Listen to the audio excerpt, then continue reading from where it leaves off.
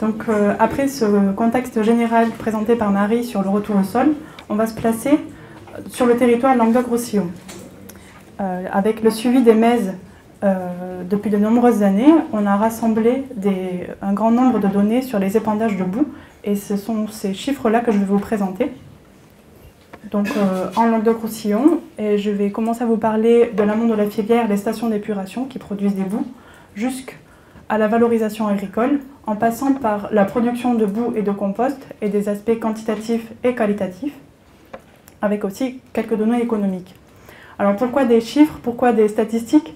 Ça peut être, j'espère que ce ne sera pas trop barbant, mais l'idée c'est de savoir quand même de quoi on parle et en quelle proportion, pour essayer de replacer l'importance qui peut être relative ou non de l'épandage de boue sur nos territoires.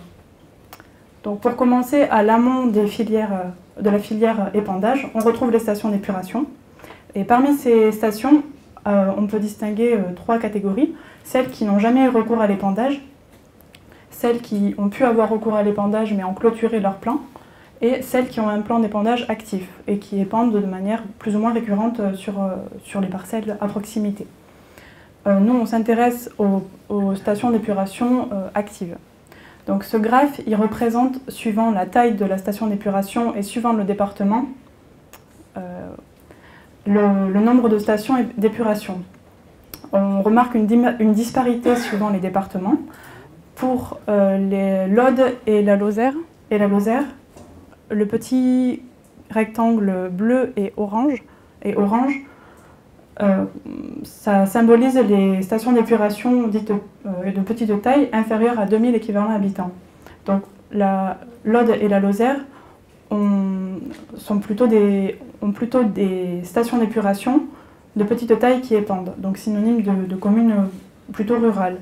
Pour le Gard et l'Hérault, c'est un petit peu plus équilibré. Il y a aussi des stations de plus grande taille qui épandent, et notamment des stations de plus de 10 000 équivalents habitants. Un chiffre à avoir en tête, c'est que près de 200 plans d'épandage ont été expertisés par les MES depuis 2008, donc en 10 ans. D'un point de vue quantité, il y a près de 4000 tonnes de matière sèche de boue et de compost de boue qui ont été épandues en 2017.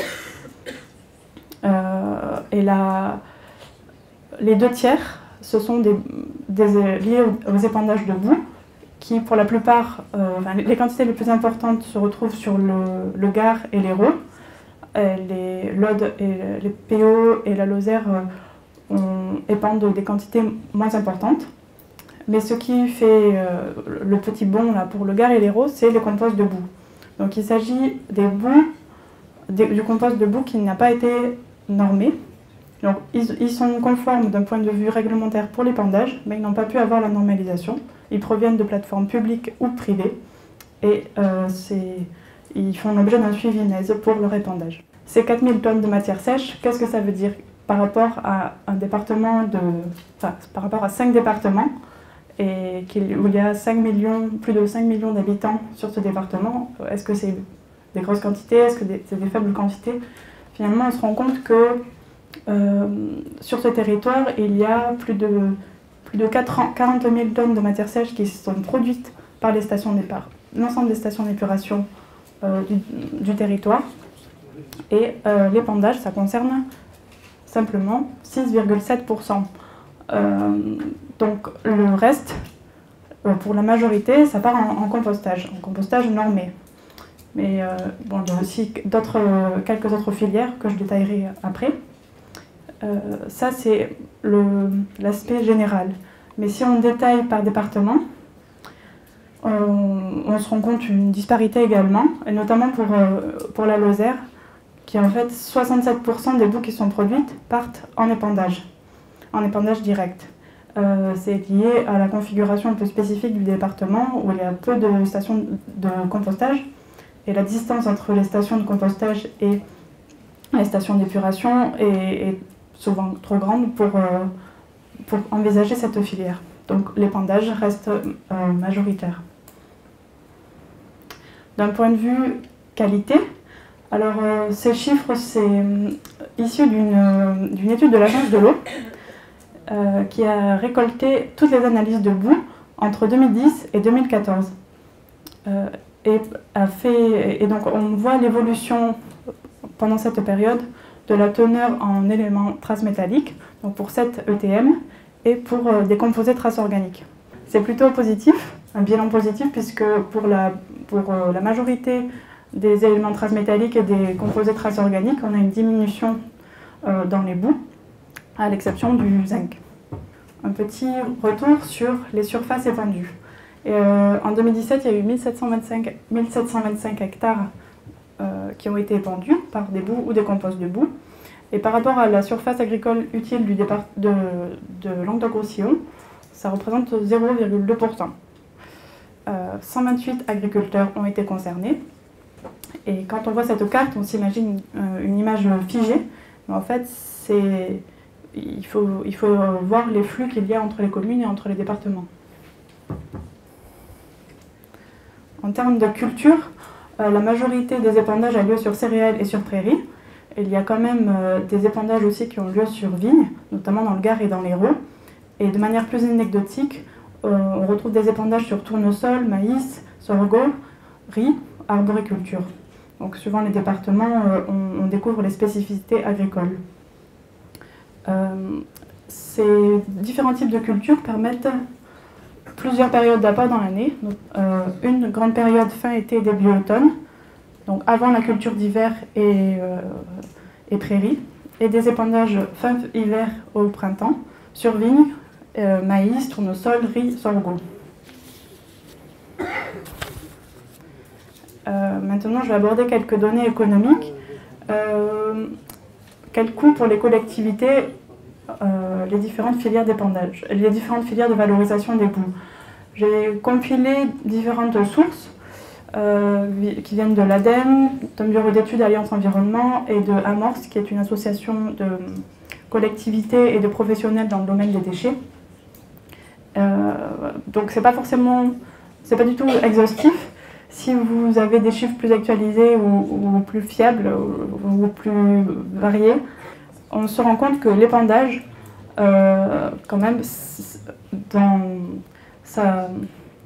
c'est relativement moins cher par rapport à toutes les autres filières.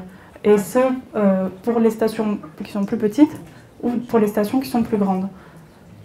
Mais de nombreuses stations qui ont une plus grosse capacité font aussi le choix d'autres filières de valorisation, parce qu'aussi, on se rend compte qu'en passant de 35 euros à 75, c'est simplement un chiffre qui est issu de l'ADEME, mais il y a aussi d'autres chiffres qui sont plus élevés. Donc l'avantage comparatif de faire de l'épandage quand on est une grosse collectivité est peut-être moins intéressante. La filière qui est la plus coûteuse, ça reste l'enfouissement, avec un coût entre 85 et 140 euros la tonne. Et enfin, quelle est l'économie pour les agriculteurs? L'épandage est supporté par la collectivité, donc l'agriculteur accepte et reçoit les boues sur ses parcelles à titre gratuit. On a pris 3 cultures emblématiques qui sont épandues dans le territoire: blé dur, prairies temporaires et vignes. Et en moyenne, on peut avoir des doses d'azote et de phosphore entre 41 pour l'azote pour le blé dur, 75 pour le phosphore, pour la prairie temporaire 53 pour l'azote et 78 de phosphore qui sont apportés sur le sol. Donc en faisant un calcul théorique, en prenant en compte le coût des engrais à l'unité, qui est de un peu plus d'1 euro pour l'azote et 0,8 euros pour le phosphore, on se retrouve avec des économies par hectare pour l'agriculteur entre 30 et 65 euros.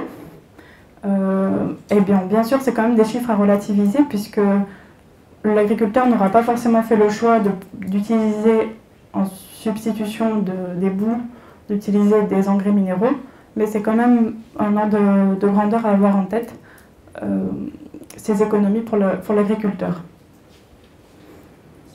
Donc, en conclusion, voilà, je vous ai dressé le portrait de l'épandage en Languedoc-Roussillon. C'est une filière qui est présente, même si elle est en relative proportion, et elle est suivie. Elle a des avantages, et notamment économiques, et elle s'améliore. On a vu avec les études de l'Agence de l'eau. Et en fait, c'est une filière locale qui transforme un déchet en une ressource et pour les sols et les cultures. Et je pense que les boues doivent et devront faire partie du débat sur l'économie circulaire. On peut passer à la suite. Merci.